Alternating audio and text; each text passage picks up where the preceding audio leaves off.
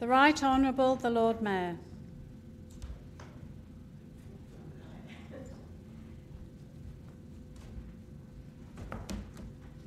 City of Adelaide Council meeting on Tuesday the 28th of November 2023. The Lord Mayor is in the chair. This council meeting will be streamed live and recorded for publishing to the internet. Please note that an audio and visual recording is being taken of this meeting. This means that your presence at and any contribution you make to the meeting may be collected, used, disclosed or published publicly by the council, including transferring outside Australia. Good evening. The council acknowledges that we're meeting on the traditional country of the Kaurna people of the Adelaide Plains and pays respects to elders past and present. We recognise and respect their cultural heritage, beliefs and relationship with the land. We acknowledge that they are of continuing importance to the Kaurna people living today, and we also extend that respect to other Aboriginal language groups and other First Nations people who are with us. The Council acknowledges the vision of Colonel William Light in determining the site for Adelaide and the design of the city with its 6 squares and surrounding belt of continuous parklands, which is recognised on the National Heritage List as one of the greatest examples of Australia's planning heritage. We pray for wisdom, courage, empathy, understanding and guidance in the decisions that we make, whilst seeking and respecting the opinions of others. May we in this meeting speak honestly, listen attentively, think clearly and decide wisely for the good governance of the City of Adelaide and the well-being of those we serve. Members, could I ask all those present to stand in silence in memory of those who gave their lives in defence of their country, at sea, on land and in the air.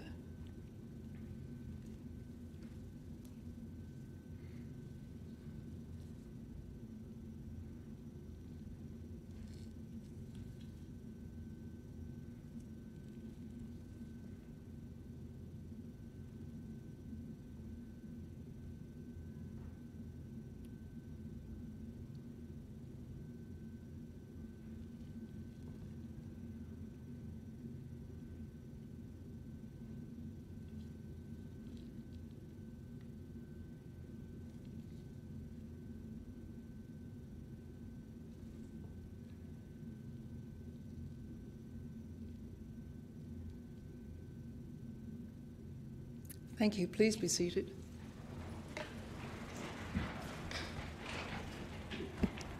This evening we have no apologies or leave of absence recorded.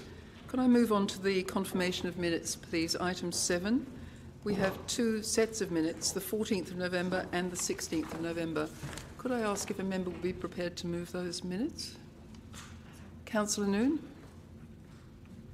Moved, seconded by Councillor Snape. Unless there's any discussion, all those in favour? All those against? That's carried unanimously. Thank you, members. I'm now going to ask you to stand again and seek all those present to stand for a minute's silence for all Israeli and Palestinian civilians killed in the current conflict, in accordance with the resolution of Council on the 14th of November 2023.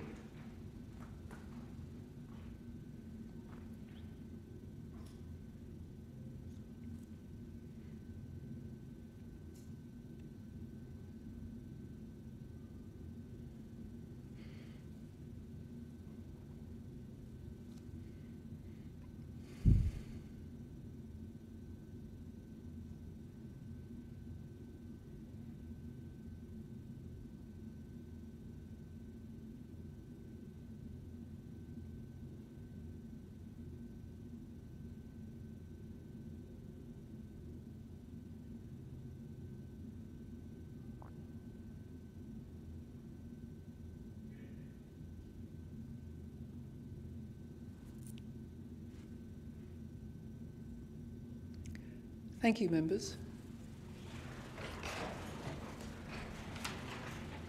I ask if there are any conflicts of interest. I would just comment that there will be an appointment of the Deputy Lord Mayor, an extension of the Deputy Lord Mayor currently, and he will have a conflict during that item, and anyone nominated also during the voting to accept the nominations. Unless there are any other conflicts to name, I will move on. We have no deputations this evening. Some of you will know that a petition was sent to us regarding the South Australian community impacted by the Israeli-Palestinian conflict. It was actually received on the 14th of the month, but it didn't pass our firewall, perhaps because it was sent from overseas. So we've put it on this agenda. So I ask that you note the petition that is here, and would someone move that we receive it? Thank you. Moved by Councillor Couros, seconded by Councillor Siebentritt. All those in favour? Against? That's carried. Thank you. The committee proceedings now. I'll move on to item 11, which is the Audit and Risk Committee. Just to clarify, there was only one recommendation to Council, which was within 5.1, and there was that recommendation is actually designated as recommends to Council that Council do the following things. The rest of the material is just for noting. So I don't know. I noticed, Councillor Lee, that you did not vote on 10.1 and 10.2 on the agenda. So could I ask someone to move 5.1 to 5.9? Councillor Lee, would you move those? Moved by Councillor Lee, seconded by Deputy Lord Mayor. All those in favour? All those against? That's carried unanimously. Now, could Councillor Lee, are you still declaring an interest on those two items? Thank you. Would you like to leave the room for 10.1 and 10.2? Thank you. Councillor Lee has left the room. Could I ask someone to move 10.1 and 10.2? Procedural, isn't the conflict meant to be disclosed or no? I'm sorry?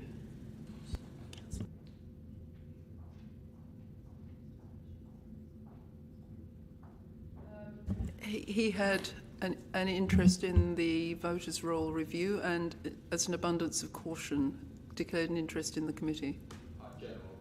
General, yes. So that was moved by Councillor Abrahimzadeh, was that right? And sorry, I missed the seconder there. That was seconded by Councillor Siebentritt. All those in favour? All those against? That's carried.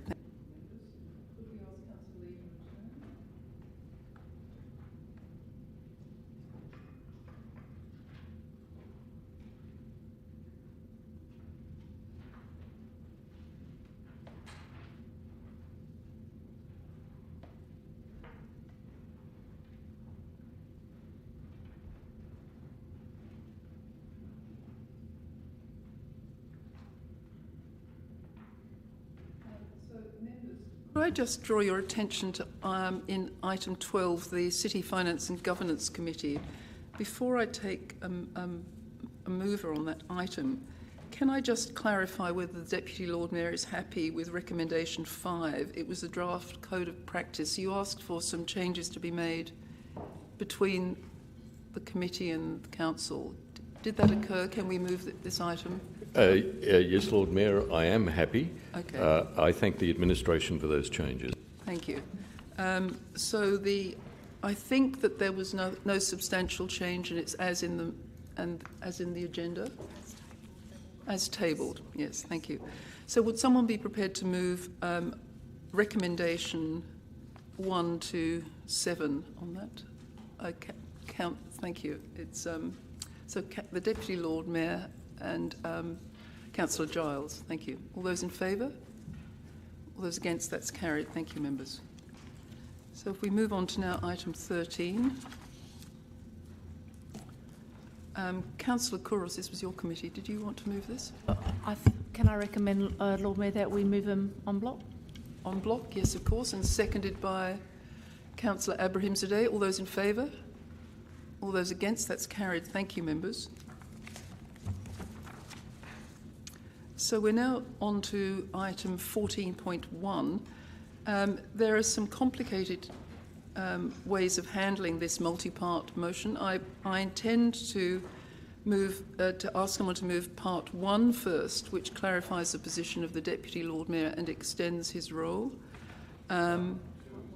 sorry, one is noting the position will go till the end of term. 2 will approve Councillor Martin staying in the role until the end of this calendar year, if that suits everyone, and then I'll be calling for nominations. So, if you're happy with that, could I ask if someone... Not with item 1. No, I expect him to vote on item 1. Sorry. Lord Mayor, I'm happy to move number 1. To move item 1, which is just noting, moved by Councillor Giles, seconded by Councillor Couros. All those in favour? All those against? That continues our position of Deputy Lord Mayor. Notice we're continuing the position. Part 2, we should decide on the extension, Councillor. Yeah, Lord Mayor, I have a conflict, a material conflict of interest in this matter, and so I will withdraw for consideration of this. Thank you. Deputy Lord Mayor has left the chamber. For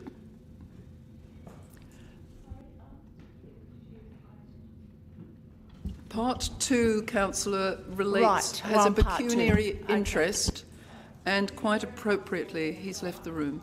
Thank you. So, can I ask if someone's prepared to move as printed? Councillor Snape and seconded by Councillor Davis? No? No, Councillor Abrahimzadeh. I've just got a question, Lord Mayor, about this extension. Is there a reason why we're extending to the 31st of December? I understood that previously it's occurred in this way around the new year. I'll be taking a few days off and it will be convenient for me. So. Deputy Lord Mayor's role is extended. It's changed its date to always be ending on the 30th of December, 31st of December.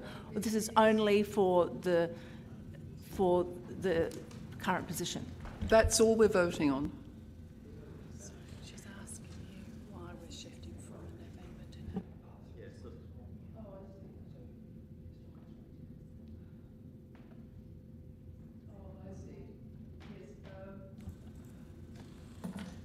That would mean that the position for the new Deputy Lord Mayor would have to be extended to the 31st of December as well. It could be. So then if that's why you're moving very quickly, Lord Mayor, so I was trying to get to that. Yes, that's in part 3. Okay.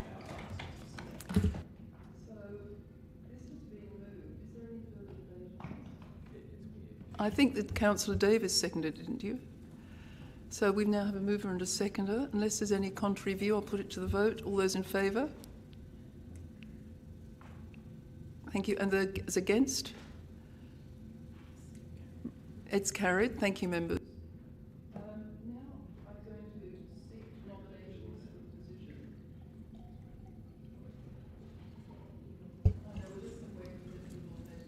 All right.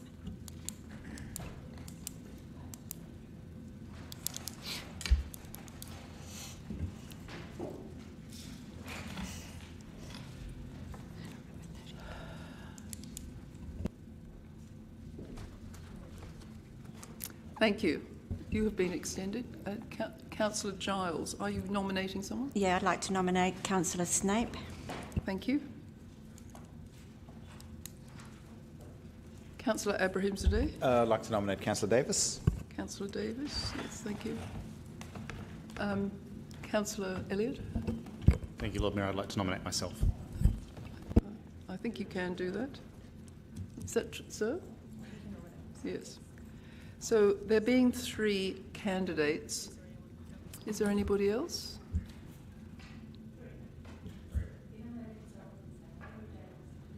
Thank you, Councillor. We understand what has happened. Any other comments? Any other nominations?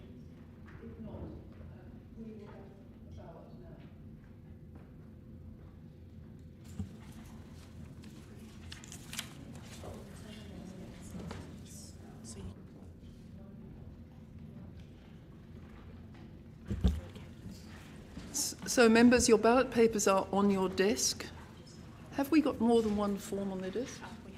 Because there may be a reballot afterwards. Could I ask each of you to nominate one person?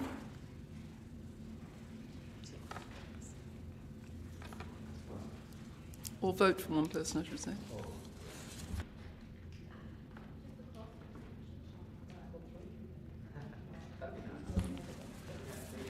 Where is the box? Thank you. Thank you.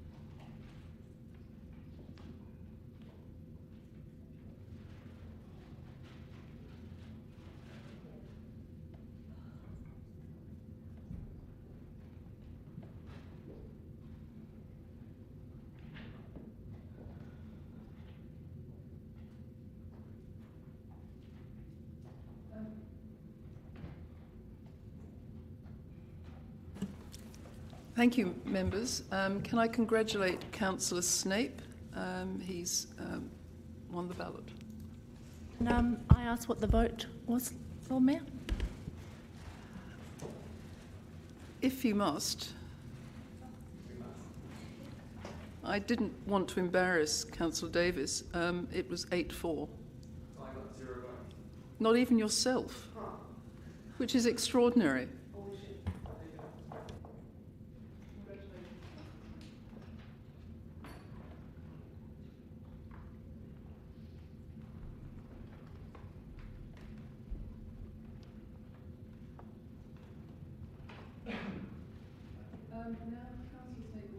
Room, and we'll move on to the third item on this agenda, which is to appoint Councillor Snape to the position of Deputy Lord Mayor for the period 1 January to December 31st. Moved by Councillor Davis.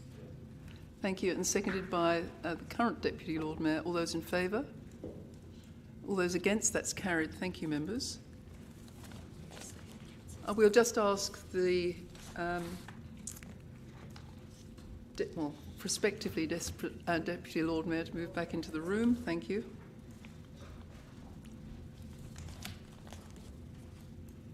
And now if we'll move on to 14.2, which is to accept these meeting times for the ordinary council meetings, being at 5:30 and still on Tuesday each month except January and December. Moved by Councillor Noon, seconded by Councillor Ho. All those in favour? All those against? That's carried unanimously. Thank you, members. 14.3. The next item relates to our extension of the chairs to continue to March to allow the review of the governance to occur. So I don't... Do we have to declare conflicts on this?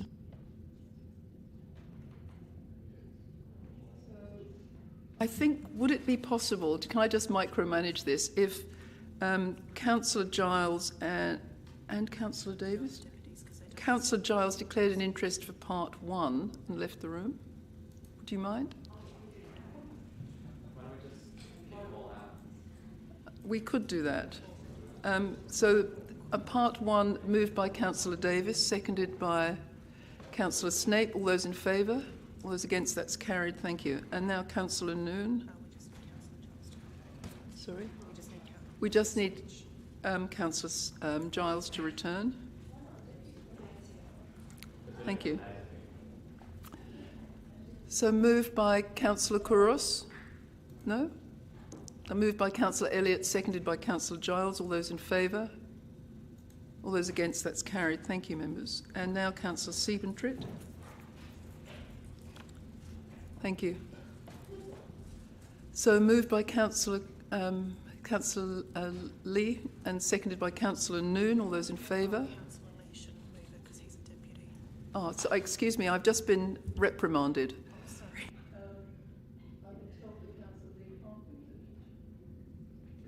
He's deputy, I'm told. Let's not argue about it. Moved by Councillor Snape, seconded by Councillor Davis. All those in favour? All those against? That's carried. Thank you, members. And now can I ask Councillor Crooks to return?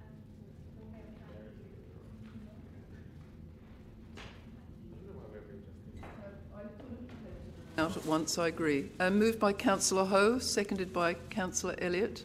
Is that all right? All those in favour? All those against? That's carried. Thank you, members. Now, part 5. Thank you. Could I ask someone to move part 5? Moved by Councillor Giles, seconded by Councillor Elliott. All those in favour? All those against? That's carried. I'm sorry that was a bit clunky, members. We'll move on to the next part, which is the Australia Day citizenship ceremony. I think this has been canvassed fairly broadly, and we're going back to the status quo 3 years ago, I understand. Moved by Councillor Kouros. Can we just get something before the chair? Moved by Councillor Giles, seconded by Councillor Elliott. Question. I understand that the City of Prospect did a consultation before they changed the date. Is there any reason why we didn't do a consultation in regards to this matter?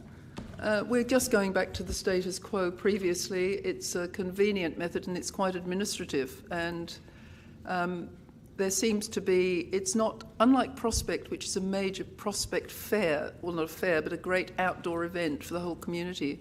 Ours is quite a small event that's only held for the benefit of those being conferred citizenship. I'm sorry, Lord Mayor. I guess that doesn't answer my question, but nevertheless, my next question would have to be in regards to why was this something that we want to go back to? Councillor, I wasn't on the Adelaide City Council 4 years ago when this decision was made. I have no idea why it was made, and we're going back. Why are we changing it now? We're going back to the situation before. I just explained. I heard on the radio that this was due to a cost-saving method. Is that right? No, I don't believe it was initially as a cost saving. The staff wanted it to go back, I'll admit that. They talked about the heavy burden of organisation on a public holiday. There is an extra cost, and it's a very heavily congested day. So we're going back to the situation status quo previously. So I can't add any more to that. Well, I will be voting against this only for the reason that I believe that it should have a consultation. I believe going ahead and doing this because we think we're going to, as I heard on the radio, save $5,000, or because staffing of issues which hasn't been a real big impact. I don't think $5,000 not a big impact. Being a very significant day for some, not for others, I do agree with that. We really should be putting this out to the people for a consultation to take place, and that's where I stand on this one. Thank you. We'll take that as addressing the motion before the chair. Are there any other comments? Councillor Abraham Zadeh. Yeah, there's a mover. Yeah. Thank you, Lord Mayor.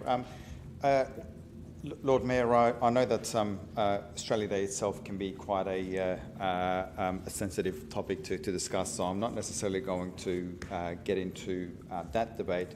But what I will talk about is that moving a citizenship ceremony to a working day will essentially prevent some of those councillors, like me, to stop participating in that event. So that's a bit disappointing. I won't be supporting this because this will essentially send a message out to the community that if you do have commitments outside of council, if you've got family commitments, professional commitments, if you do work the hours of 9 to 5, you might not be able to partake in certain activities, including a citizenship ceremony. So I won't be supporting this for that reason. Thank you, Councillor. Yeah, as a mover of the motion, I'd like to remind councillors that we have citizenship ceremonies all year and nearly always on a working day. It's only been a really recent thing in Australia's history to have this on Australia Day, and there are all sorts of logistic reasons. I also think it's very good a message to send out that if you're a citizen coming into this country, to understand the significance of this day to our First Nations peoples is not a bad message to send as well, even though that's not the intention of this motion. It's a very sad day for a large number of the people in our community, and the Australia Day Council, who I've met with recently, understands this, and that's why the Australia Day Council supports the Invasion Day ceremonies on the night before, and also the very sombre and beautiful occasion that happens that morning that was held in Elder Park this year. I don't think that we should be in the business of dog whistling around this issue. Let's just keep it administrative, keep it as an administrative issue and something that actually meets the needs of our staff, costs us less money, and if people can't attend, they've got many other occasions to attend citizenship ceremonies during the year. Point of Thank clarification, you. Lord Mayor. It's been summed up. Point of clarification, there was a completely It has different been argument in summed there up. than what actually was It has, presented. it has been summed up. That Please, changes the can you whole stop motion. speaking? Otherwise, I will warn you. All those in favour? All those against? She was summed up. I asked her if she, I was asked her. Please, please stop speaking. I have asked you to be quiet, Councillor. Okay, I do have a point of order then. If you have a point of order, can you tell me what it is? The issue is that I saw that as underhanded. It wasn't asking for other members before the mover spoke. My understanding was that she was, essentially speaking to the motion at that point in time. There wasn't an opportunity for members offered to actually have their view on this issue heard, and moving to her and then saying it's summed up, I think was certainly against our guiding principles of our meeting, and you've essentially shut down a lot of councillors from having a view on this issue, which they need to have to represent their communities. So I thought that was incredibly underhanded. Thank you for your comments. The motion has.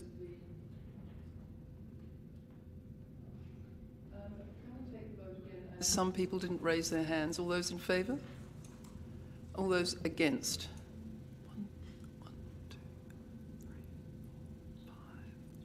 3, 4, 5.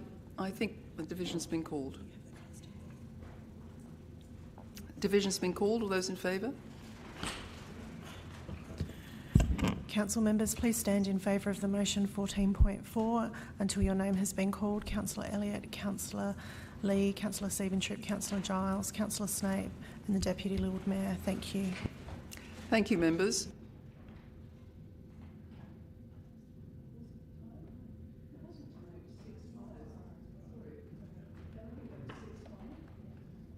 We're just having an altercation about the voting numbers here.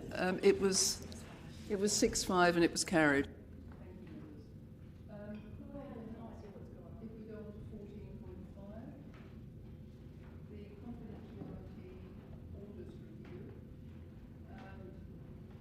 Mainly for noting two points and approving extension of confidentiality on 4 to 3 others. Moved by Councillor Elliott,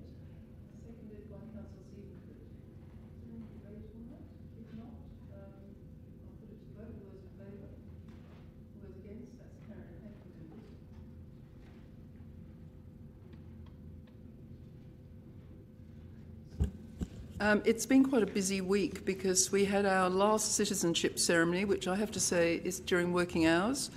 It was the last one for the year. These are one of the most rewarding activities that the Lord Mayor is involved with, and it's obviously a very special milestone in the lives of those becoming Australian citizens. It gives them a chance not only to take part in our democratic processes, but also in society at large. This year we've hosted 5 ceremonies, which saw 250 conferees, including 37 on November the 17th, ranging in ages from 3 to 52 years and coming from 14 countries, including Egypt, Colombia and Brazil. Another multicultural city that I've been involved with this week that mirrors our own is our Malaysian sister city, Penang. And this week we continued organising the week-long 50th anniversary celebrations that will occur in the first week in December. I took part in a video link with the Penang Island Mayor, Dato Rajendram P. Anthony, where we discussed initiatives that could be forged to support the ongoing importance of our relationship. I was delighted to hear plans to create a small pocket park in downtown Penang to mark the anniversary, which the Mayor described as a marvellous green area in an otherwise concrete jungle. It was also an opportunity to share details about our city's examples of innovative businesses and economies, and also interest in green economies and circular economies. Penang, it turns out, and people may not know, is the Silicon Valley of the East. It has world-leading capabilities in manufacturing computer chips and is the home of more than 350 multinational companies.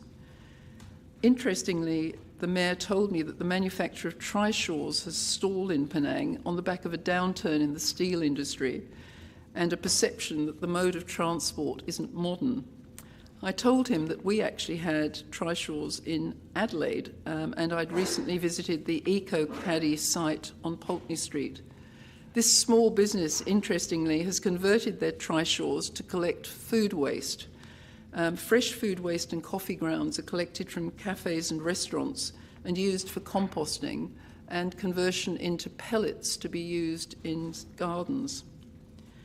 In December this year, there will be 23 delegates coming from Penang, as well as a dancing company of 5, and they will be meeting the equivalent numbers in the administration. I mean the delegates who are the staff members, not the dancers. And I'm hoping that the relationships that are built will be productive. I would encourage elected members to join in the events and learn from our colleagues in Georgetown. Lastly, I'd like to acknowledge the first anniversary of the Council since it was elected at this time last year. We've achieved a significant amount. We've got new policies. We've hosted homelessness and adaptive reuse forums. We've developed a housing and homelessness strategy, and we found new housing opportunities at the old Franklin Street bus depot and the car park on Flinders Street. We're now, of course, finalising our plans for the Adelaide Central Market development, and much of what was begun in the last term is continuing and will see fruition in the next few years. I look forward to working with you in the future. Would someone move receipt of my report? Moved by Councillor Abrahimzadeh, seconded by the Deputy Lord Mayor. All those in favour? That's carried. Thank you, members. Now we're moving on to 16.1, which is Councillors' reports. Has anyone got any reports to add? Deputy Lord Mayor? Yes, Lord Mayor. Look, through the past year I've represented you on many occasions, and I have rarely, if ever, asked to speak to the Chamber about such occasions. I do want to tonight make mention of my representing you at the Asbestos Victims Memorial Day on the 23rd of November. The event is held every year and has been since 2005 by ADSA, which is the Asbestos Diseases Association of South Australia. The association does a great deal of work, and I'm not sure that it has a great profile, which is why I wish to speak about it. ADSA supports victims of asbestos-related diseases, helping them to continue in their employment while undergoing treatment for diseases, until it becomes impossible for them to continue to work because of respiratory and other problems. And then ABSA steps in and provides further assistance not only to victims but to their families. This day is held each year to help families acknowledge the loss of a loved one and to raise the profile of asbestos-related diseases. And Lord Mayor, in that regard, if I may let members know that asbestos-related diseases continue at an alarming rate in this community. And indeed, on the occasion, there was a young woman of 38 diagnosed with mesothelioma with young children and a pretty poor prognosis for the next few years. It was an illustration of how the disease touches so many people and in such terrible ways. Silica and the diseases associated with dust from that product is the headline grabber at the moment. But asbestos-related diseases continue to claim the lives of thousands of Australians and will do possibly for another generation. And worst of all, the substance which has been known for 20 years or more to be so dangerous is still mined in places like Russia, India and China, and so the diseases in those countries and potentially in this country will continue for generations. Lord Mayor, it is sadly a prognosis that the country and victims would be saddened by. I ask members to investigate the association and see in what way they can help the association continue its excellent work within the community. In passing, I should mention we have an amendment for this motion because there were some errors in the attendance list. Councillor Giles. Yeah, I'd just like to acknowledge that I represented the Mayor at a very fun event 2 weeks ago on a Saturday night, the Adelaide Town Hall Mega Sing-Along, which was organised through the Adelaide Choral Network. It was a fantastic event where there were representation from about 10 to 15 community choirs in the room, and the Adelaide Choral Network basically trained us all up in a song, and we all sang together in parts very beautifully. It's an example of the way the Adelaide City Council has supported the community arts in our city. They did receive funding to be able to bring people together, and also during the time of COVID and shortly afterwards were part of the way that we brought life back into the city with a number of performances that were held during in the CBD through this network. I was very pleased to be able to represent the Mayor on this occasion. Thank you, Councillor Giles. I think the amendments that we need to note are on the screen. I think we have some comments from Councillor Noon. I apologise, her attendance was forgotten, was missed. Is there anything else on the screen? In that case, could we ask someone to move the motion as amended? Councillor Snape, seconded by Councillor Noon. All those in favour? That's carried unanimously. Thank you, members.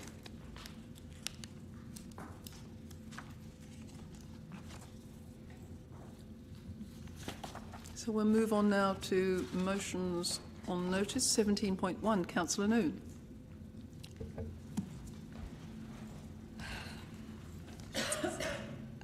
Look, is there a seconder? Can I just ask? Councillor Elliott, thank you. A week and a half ago I submitted this motion, and since then there has been an outpouring of public condolences directed at the Commissioner Stevens and his family, and a great article that was written in the paper, in the Advertiser, regarding the 101, at that point in time, the 101 lives that had been lost on our roads, and giving them a face. They weren't just a number. Sadly today, this afternoon, I heard that the last person had lost his life on the road, and that now equates to 105. And so that number has gone from 101 to 105 in such a short period of time. So it's heart-wrenching, I must admit. And when this happened, I really did find this very emotional. And when I saw those faces look back at me in the advertiser, and it became so much more real than just hearing that there was a number. And so I extend our deepest condolences to the Commissioner, Grant Stevens, and his wife for their loss, and in solidarity, all the people who have lost their lives, the 105 as reported today, and the people that have to go on and continue their lives without these precious souls in their life. I also, out of that, there was discussion with Councillor Elliott and also the Lord Mayor about our road safety strategy. So I included that in there, and I am aware that administration has put in their report that there is an integrated transport strategy that's currently out to tender, and I'm sure it covers all those points. So I hope that everyone will support this motion today, and that our final council meeting, we will be giving a minute's silence to all the people who have lost their lives on the road. And I do hope that the number hasn't changed by then, but I'm not feeling that confident, to tell you the truth. Thank you. Would you like to Thank you, Lord Mayor. I do have a suggested amendment. I do believe it Did doesn't you change. not second this? I did second this, and so it will be subject to the permission of the Okay. mover. We'll seek a variation. A variation, yes, Lord Mayor. I have some attempted wording if you'd like me to read. It's a little unconventional. The variation will occur at point 3, which will effectively replace the body of the text of point 3 itself, but not the sub-points, to read, notes ongoing reviews of the city speed limits and school zone safety, and requests that administration include the following specific sections in the integrated transport strategy. I think it's going a little way from the basis of this. I don't know if the mover wants to take that variation.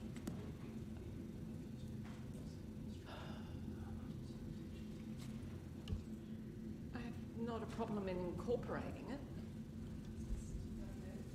Lord Mayor, if the seconder is unable to move it, I'm happy to move it.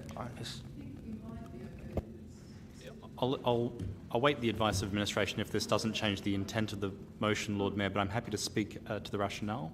Mm-hmm. It might be cleaner to withdraw your seconding. I'm happy to follow that process if it makes it simpler.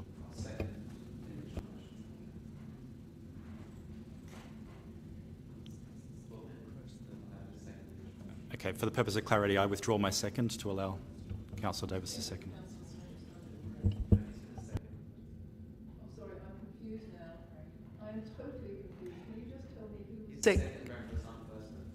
So Councillor Noon, seconded by Councillor Davis.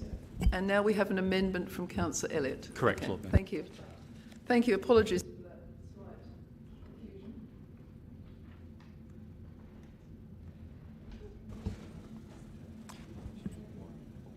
Lord Mayor, shall I explain the rationale? Yes, I don't think that's straying too far. To me, that's an acceptable amendment. Okay. Thank you. Please. I'll briefly explain. Thank you, Lord Mayor, and thank you to the mover and second for allowing the process to unfold, I guess. Yeah. Anyway, the point of this is to recognise that there is recent past work, quite a large volume of recent past work, and also some historical work that's quite relevant, still contemporaneous. But there is a lot of ongoing work that has resulted as motions of this term of council as well. And rather than just kind of expressing a broad suite of things that we'd like to achieve, I wanted to give this some direction. I feel that we have the ITS coming up for tender. This gives it some direction that is quite imminent and allows us as a council to be directly engaged in that process of how we want to address the issues at 3.1 to 3.7 in a very deliberate and engaged way. Noting that some of the material that we've already had presented is coming from past workshops, and noting that we will undoubtedly have workshops as part of the ITS strategy as well. Thank you, Lord Mayor. It doesn't quite make sense. I mean, it's saying that in the integrated transport strategy we will include all of these things. Shouldn't we say something like, we ask the administration to give consideration to the following measures? Because I think that some of the ways that Councillor Noon has looked at it, it's like in the integrated transport strategy, like these are outcomes, not strategies. So what Councillor Noon is asking us to do is analyse the implementation. We don't have a strategy to analyse the implementation. She's asking us to do that body of work. I am persuaded that you're saying something that would contribute well to this. If we could just... But we have an amendment already, so now you're asking for him to vary it. Is that right? Yeah, just say that request the administration give consideration to the following the following in drafting its integrated transport strategy. So can I ask Councillor Elliott to take that slide? Well, it's to I do understand the direction of the variation. I don't think it meaningfully improves it, though. But I'm willing to accept it if the will of the. Well, to me, as the mover of the variation, it does feel like it's watering it down. It does take it away from being more deliberate.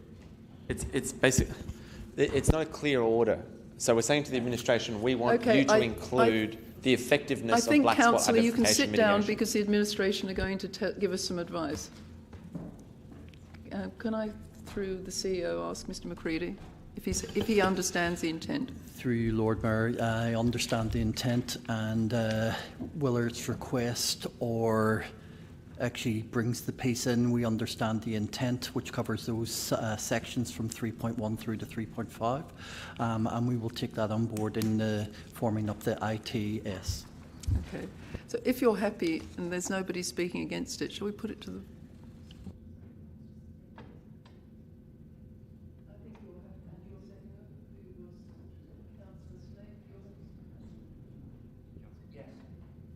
So we put the amendment to the vote. The whole of the red amendment. All those in favour? All those against?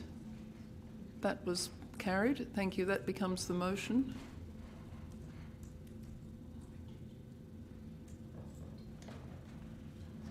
I'm sorry? Yes, and that becomes the motion now as amended. All those in favour? All those against? Thank you. Thank you, members. 17.2, Councillor Kouros.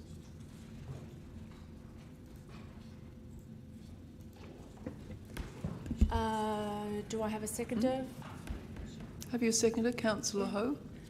Basically, very simple motion. I've had a lot of feedback from the community who participated in the 40 roundtable discussions that were had last 3 years, can't remember when they started from. Now that we're getting close to actually maybe designing some of these concept designs for the main streets, they would like to have their feedback formulated in a more formal response. I did have a question on notice where there were regular updates and minutes kept at these meetings. However, they would like it to be formulated as more of a report for them to be able to reflect on for the time that they have given in regards to giving their feedback on what their streets will need. Thank you. Is there any comment, Councillor Deputy Lord?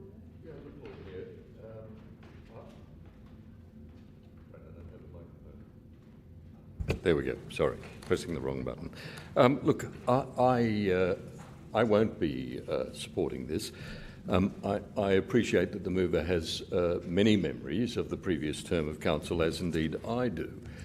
But the Main Street roundtables were the roundtables of the day.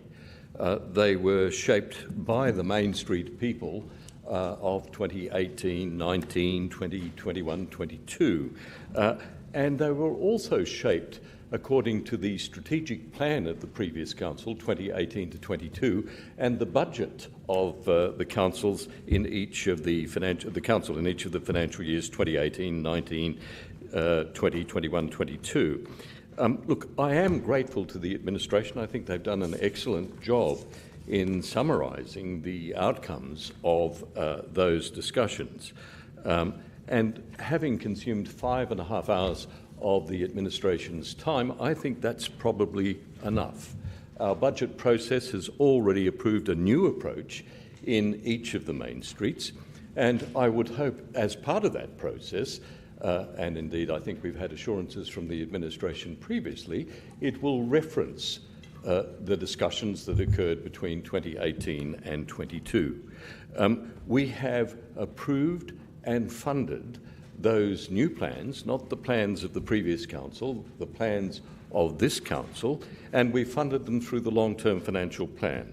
New plans for Hindley Street, Hutt Street, O'Connell and Melbourne Streets and Gouger Street, and they're not reliant on the master plans that were approved by the council that was here on the 21st of December, I think it was, in 2021. In fact, the plans that we've approved are different plans, reflecting new aspirations. We need to move on. We need to move on, despite the interruptions from my colleague here. We need to move on, and we need to deliver on what we have promised, not what the previous council was considering and didn't deliver. Councillor Ho, do you have a no? If not, shall I, and this is a contrary view, I'll ask Councillor Couros to sum up. I had to laugh because there actually was no mention in any of that about the plans. It was basically just feedback. It was feedback from people that are currently still with people that we receive feedback from. East End Association, North Adelaide Precinct Association, Southwest Association. We've also got the same traders out on the street. This actually came back from this motion came to me because the traders and the associations want their feedback to be actually documented. They actually want to know that their time that they gave was actually valued, and the feedback that they gave was actually going to be put towards a report in which they could reflect on, which we as a council can reflect on when we go making any decisions in regards to main streets. I appreciate that there will be more consultation done. I appreciate that there will be a lot more work done in this area in regards to the smaller budget that we've allocated to these main streets. And we have to, the expectation to where they thought it might go was actually different to where we are ending up going. That's all good. But what I'm just basically asking, Lord Mayor, is very simple.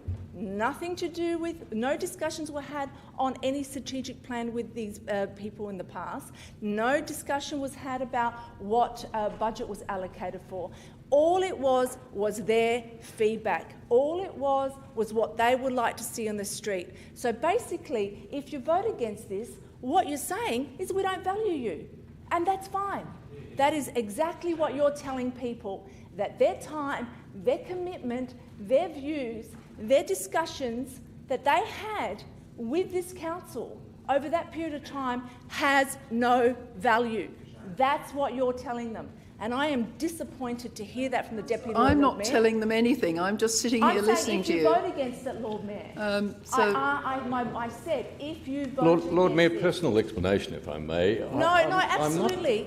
This is a personal explanation. Personal explanation. No, please sit down. This is a personal explanation. It's summed up. I'm summing up. He cannot speak. I asked for a personal explanation. I'm summing up. No, please.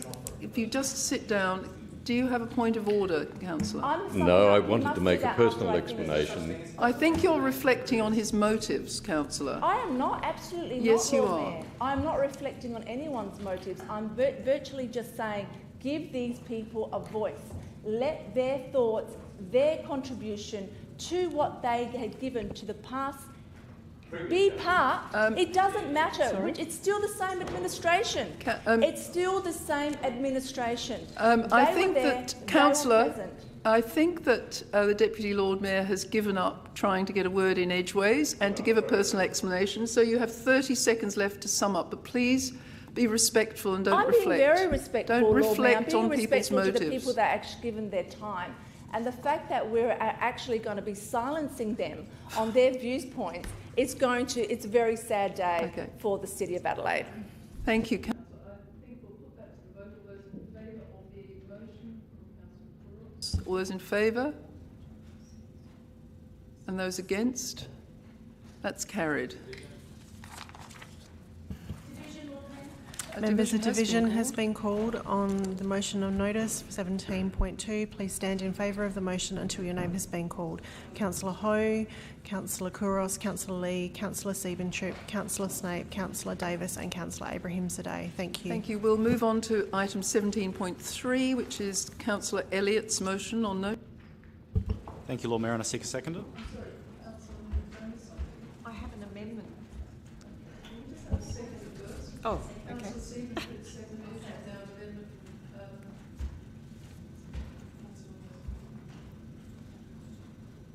Shall I speak to the motion first, Lord Mayor, or wait until the amendment Yes, has been I suggested? think, can we just hear what Councillor Elliott says first? Thank you, Lord Mayor. This is a relatively straightforward amendment to the standing orders for meeting procedures, and it's a simple motion that acknowledges two things. The expectation that the public has for their elected representatives to be actively engaged in discussion and decision-making in this chamber, and the expectation from other elected members that our colleagues are engaged and not distracted. So this is a change that is fundamental to engendering respectful debate and responsible decision-making. It is only when members are properly engaged that they can be expected to actually listen to their colleagues, understand fully the decisions being made, and appropriately take on board advice being shared.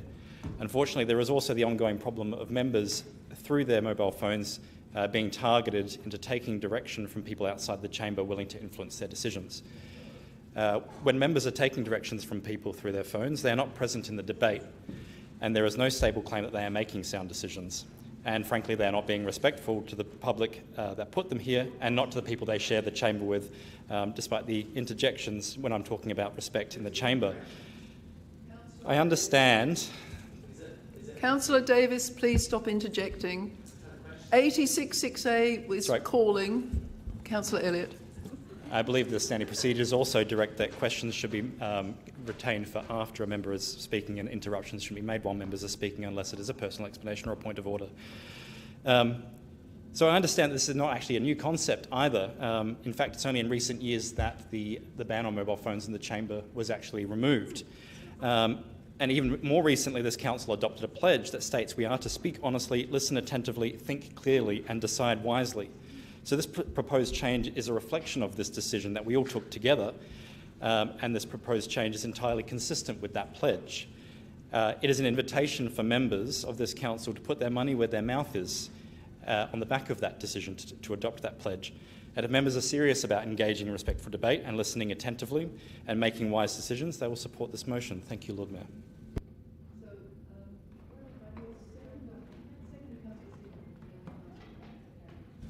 Thank you, Lord Mayor. I'll speak just briefly. I did, in seeing this motion, have only one concern, which I did discuss with Councillor earlier, and he persuaded me, and I think it's worth sharing, which is that someone with a family, I'm often concerned about whether in an emergency can we be contacted, but I was reminded that there are multiple phone lines into Town Hall, and if there is an emergency, we can be tapped on the shoulder and exit to take a call. So I'm happy with that. That was my only reservation. I look forward to supporting it.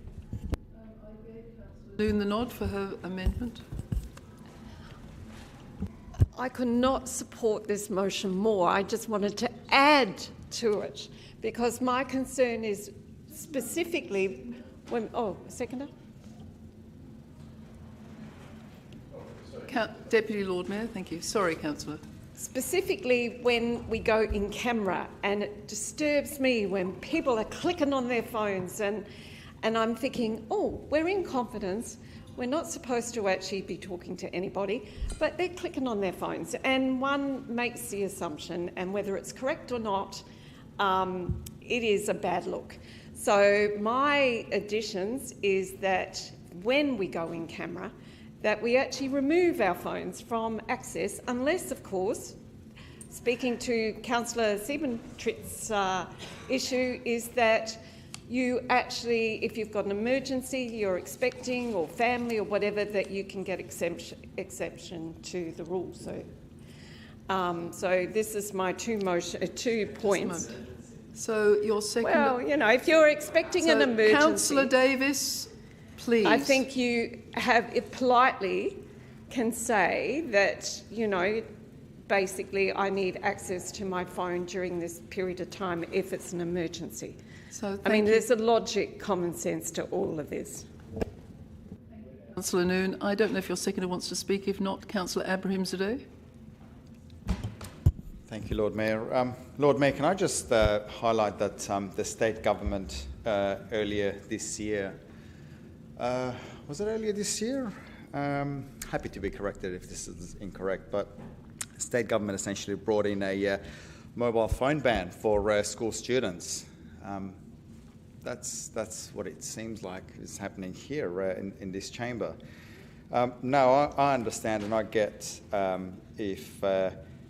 if members are not happy about certain members being on their phone, they might see it as being disrespectful or not being engaged in the debate. I myself, I'm guilty of this, Lord Mayor. I have a young family, as you know.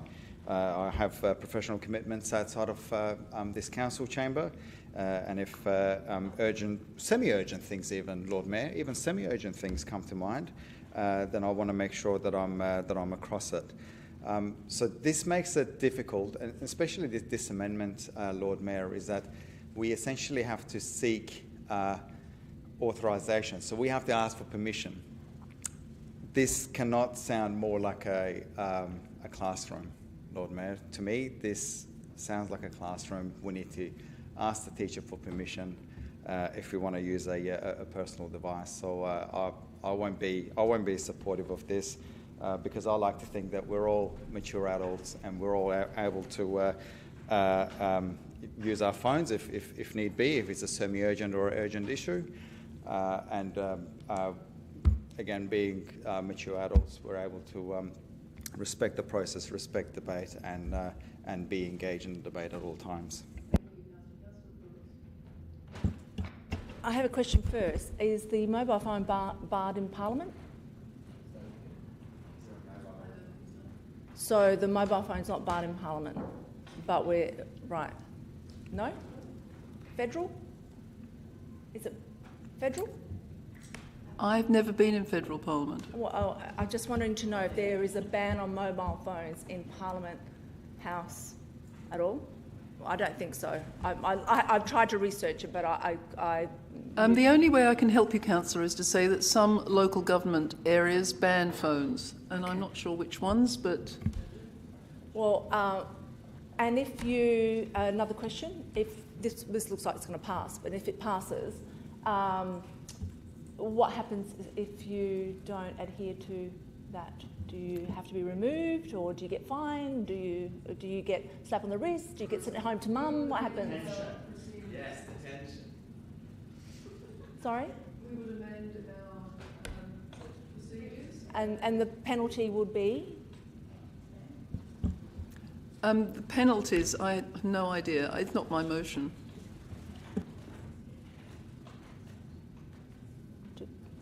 I suspect it's just the behaviour code, and you will be asked to desist. But we have very little power to manage bad behaviour anyway, except under 86(6)(a).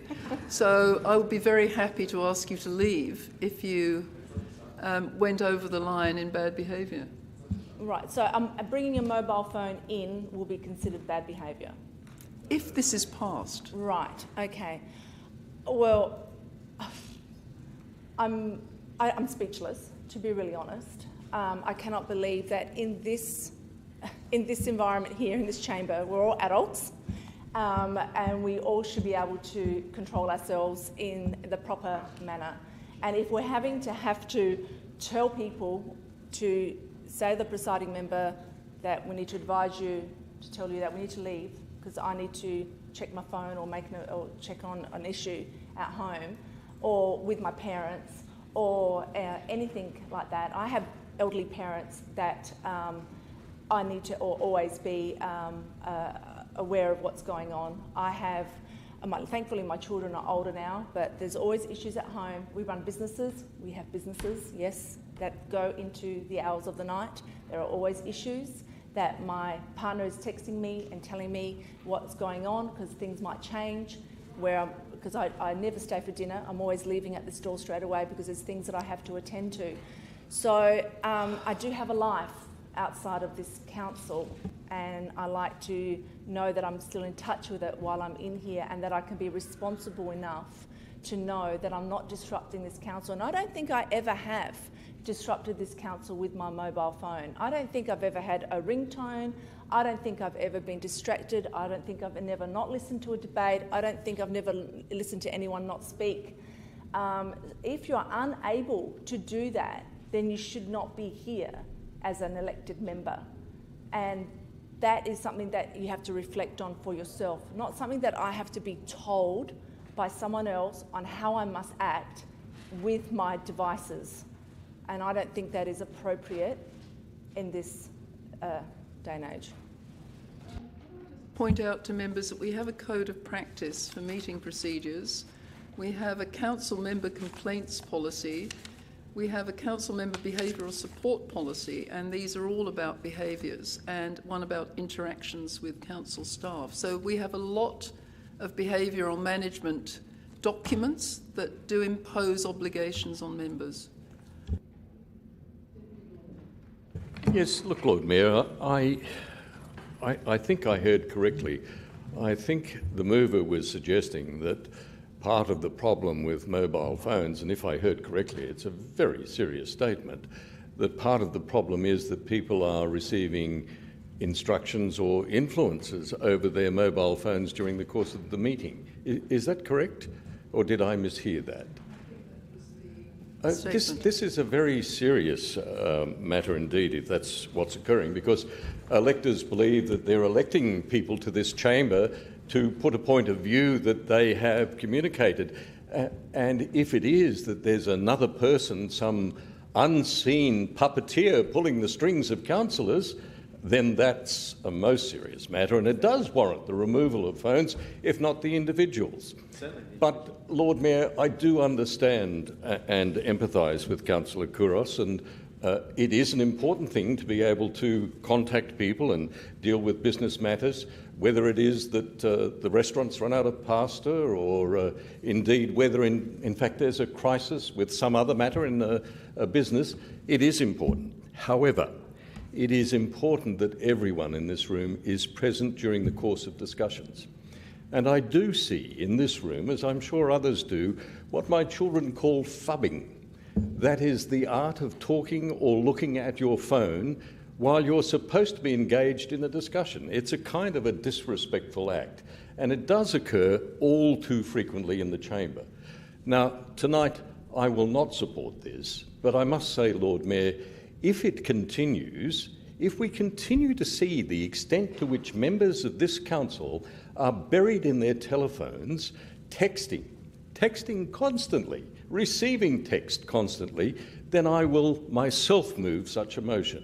It's a very serious matter. And I'm reminded, Lord Mayor, about the fuss that was created in a previous council when an elected member was actually posting on Facebook the progress of meetings.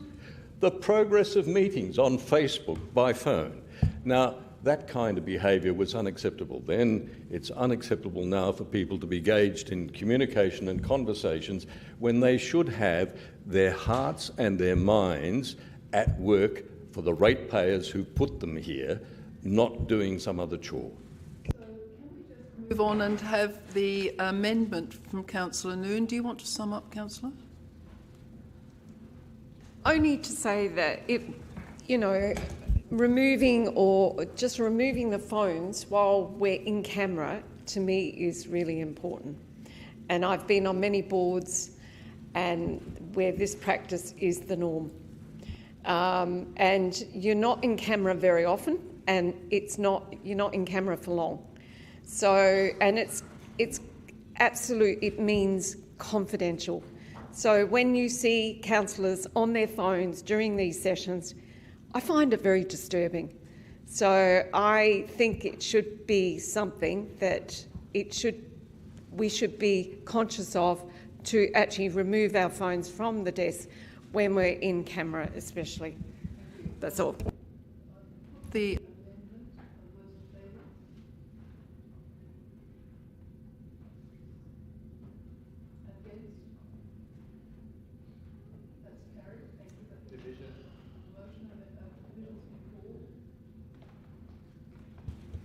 Members, a division Just clarifying, has this is been, just on the amendment. Members, a division has been called in relation to the motion 17.3 for the amendment that's been put by Councillor Noon. Please stand until your name has been called. Councillor Noon, Councillor Elliott, Councillor Lee, Councillor Siebentroop, Councillor Giles and Councillor Snape. Thank you.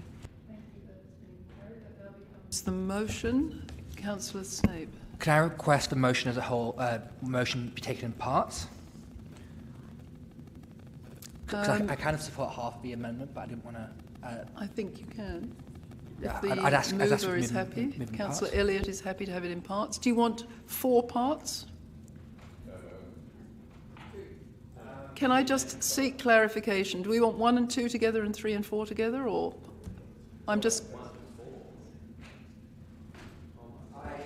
I'm seeking clarification from the mover. Lord Mayor, I think moving part 1 and 2 together and 3 and 4 separately does defeat the purpose of having passed the amendment. My issue, I support part 3. I don't think 4 is necessary because of the points that Councillor Siebentroop mentioned in regards to being tapped on the shoulder if an emergency. So I'm happy to support 1, 2, 3. I think 4 is unnecessary. Thus, it's a minor thing, but I just think I'm happy to take that separately. I'm happy to consider moving 1, 2 and 3 on block and 4 separately, Lord Mayor. Councillor Davis, do you have a view? Yeah, I'd like to speak against the motion. Against the whole motion? Yeah. But can I just clarify that we're going to take it in parts first? We will have 1 to 3 as one part and then 4 separately. Is that all right? Okay, Councillor Davis. Yeah, I won't be complying with this. So if this does pass, I'm not going to do it. I believe that the motion is ultra vires, and for example, point 2 says we can only use tablet devices for accessing meeting papers. That's just not going to happen. I'm going to use Google. I'm going to access other information. I'm going to refer to notes that I have. It's part of doing my job. And if this is passed, I'll declare to you right now that you can throw me out as many times as you want, but I'm going to keep doing it. These are tools that I need to do my job as an elected member. And unlike some in the room, I run a small business and I have other obligations. So every now and again, I get a call from government agencies. I not too long ago received a call from Border Force where my client was being held by Border Force, and I needed to urgently attend to that matter.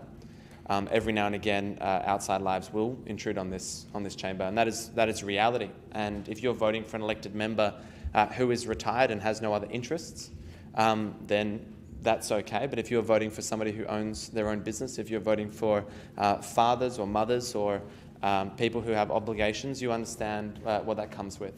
And generally, the people have different obligations. So you can do what you like to me, but I will continue to use my phone. I personally consider this to be ultra vires. You have no control and jurisdiction over the way and function in which I perform my duties. So good luck to you. If you'd like to waste a whole bunch of money running codes of conduct against me, and if you'd like to spend a whole bunch of council funds because I decide to look something up on Google, which is what point 2 says. So if I want to look up anything but council and committee meetings for accessing meeting papers, if I want to look up a council policy, for example, that's illegal now. Good luck to you all, and I wish you well with your newfound policy. Thank you. I'll take that as speaking against. Councillor Abrahimsdale. I've just got a question, Lord Mayor. I think from memory, school students were provided with a lockable pouch for their phones. Will we be provided with the same? I think that we'd be open to an amendment if that's what you want. But I think it would be advisable, since there are clear issues, that if we took it in separate 4 parts, I think that would make it easier for people to vote for the parts that are reasonable and they feel are acceptable. Councillor Kouros. I'll rise again to speak against this. I am totally appalled that we are now treating a chamber that we have been elected to by our constituents as though it's a classroom. I am totally appalled that we are having these long discussions about why we need to use our mobile phones, and we need to justify our reasons, which are not only involve business, as Councillor Martin pointed out and Councillor Davis points out, but we have also got lives that are outside of this chamber. The day that they agree to remove mobile phones out of Parliament House would probably be the day that maybe I will consider it. But what makes us better than or less than or better than them, I don't understand our state ministers. So we need to be reflective on our own behaviour. That's the whole point. The whole point here, Lord Mayor, is that we are adults and we have got so many codes, so many behavioural standards that I can tell you that there are councillors that do not adhere to. And as Councillor Davis pointed out, you know, you can keep putting on code of conduct on people, but you're not achieving anything. At the end of the day, your behaviour is on you. That's bottom line. I'm not. I'm looking at you, Lord Mayor, because that's what I'm meant to be doing.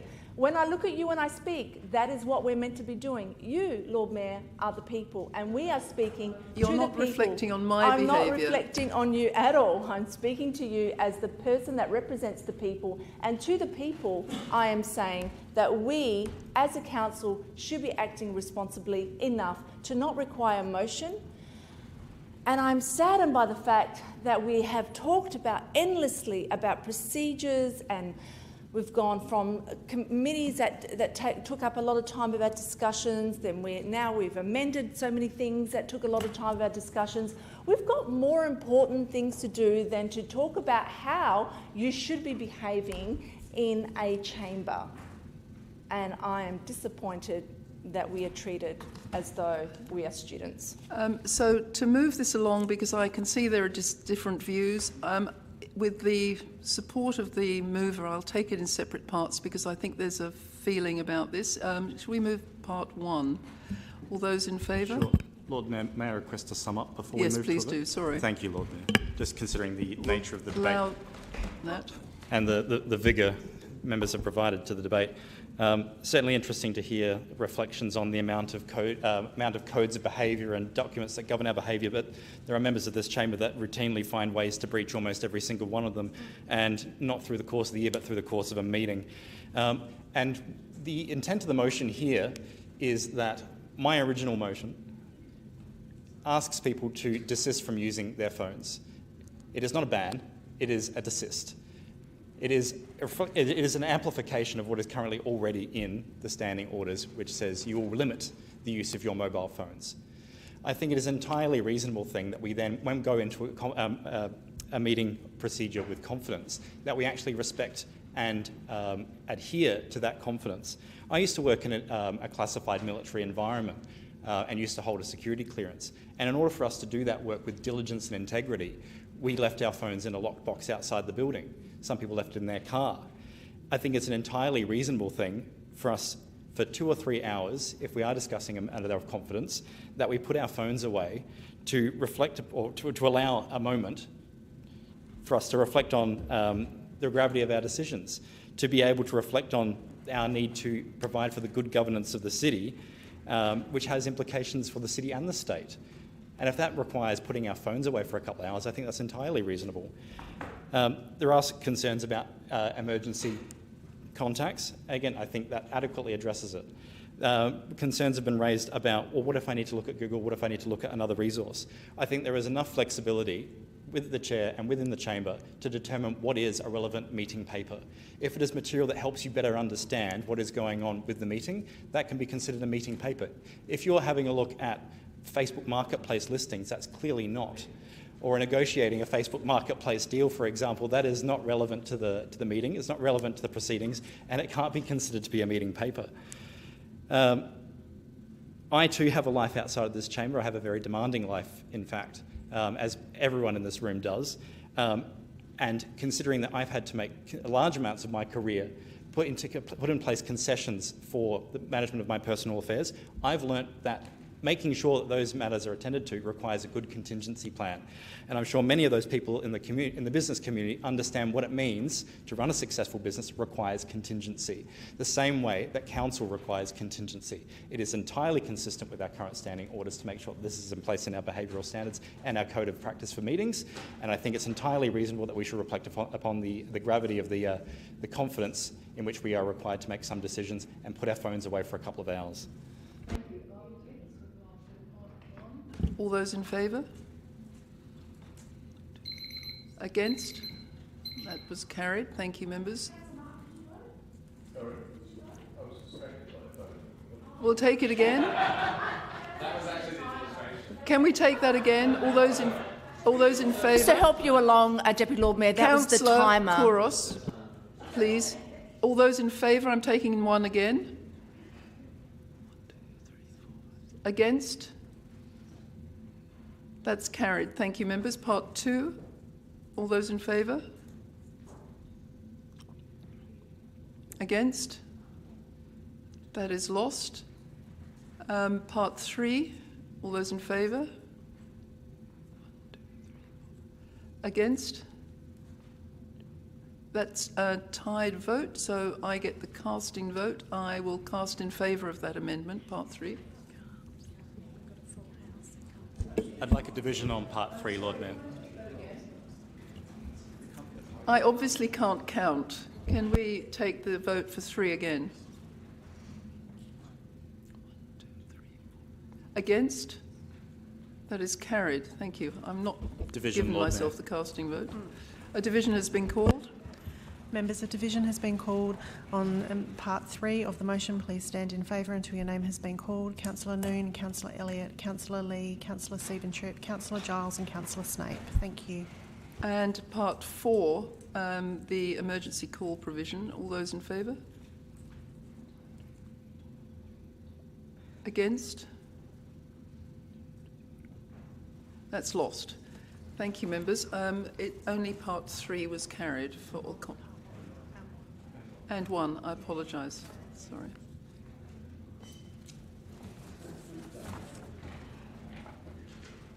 So we're moving past motions without notice. Councillor Ho? Can we just scroll back so the council can see what was voted for? Switched off or on vibration and cameras off in confidential meetings.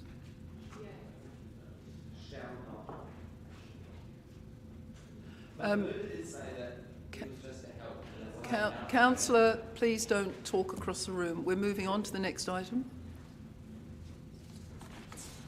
Can I just clarify? The mover said when he was summing up that it wasn't an outright ban of using phones. Point of order, Lord Mayor. Is this continuing the debate we've It's called the question without notice, Councillor Giles. We're not on questions without notice yet. Well, I just have a question without notice. I didn't give you notice, we're unfortunately. We're on motions without notice. Yeah, no, but I had a question without notice. No, we'll have to wait. Can you sit down? Okay, well, my question when it comes to it is it an outright ban or not? Please. Motions without notice, are there any? If not, we'll move on to the next item. Thank you. Next item. Can you scroll? Sorry, I think is Councillor Noon? No? No? Questions on notice now? We have none. On notice. Questions without... Please, I'm getting dizzy. Sorry. Could I have a question without Sorry, notice? just a moment. Councillor Noon, did you have a question without notice? I did have one, but I'm happy for it to go to the next council meeting. Okay, thank you, Councillor. Councillor Davis, your question without notice. Yeah, so the mover in his summing up said that it wasn't an outright ban of mobile phone use in the chamber. Is that what it is or what it isn't? How does the administration You have seen the words, interpret it? Councillor, as But I'm I asking have. the administration how the change is going to be drafted. I imagine that the drafting will have to come back to committee to amend the meeting procedures, and then you'll have a chance to talk over each individual word. So it's not that. Is this a question? Yes. I have a question without notice. Now that this motion has passed in regards to mobile phone bans, does that mean that we will be extending that to the employees of the City of Adelaide, that they cannot use their mobile phone during working hours for personal reasons? That was not the motion. No, but right. Just a quick question without notice, Lord Mayor. At our last council meeting, one of my motions was, actually a council resolution was to write to the Premier and request that he light up the city landmarks in the Palestinian flag colours. Have we received the response back from the Premier? Not to my knowledge. All those letters have gone, though. Yep, okay, thank you. Tomorrow and find out if there's been a reply that I haven't heard about. And just another quick question while we're on that topic, Lord Mayor. When you do receive a response, will you be able to share it with the council members or not? Yep. Okay, thank you. Thank you, members. We'll go on to the next item. It's exclusion of the public, item 21. Moved by Councillor Noon, seconded by the Deputy Lord Mayor. All those in favour? All those against? That's carried. Thank you, members. Were you voting, Councillor Kouros? Councillor Kouros, I didn't see your hand. Can we take the vote again for the exclusion? Again, all those in favour? All those against? That's carried. Thank you, members.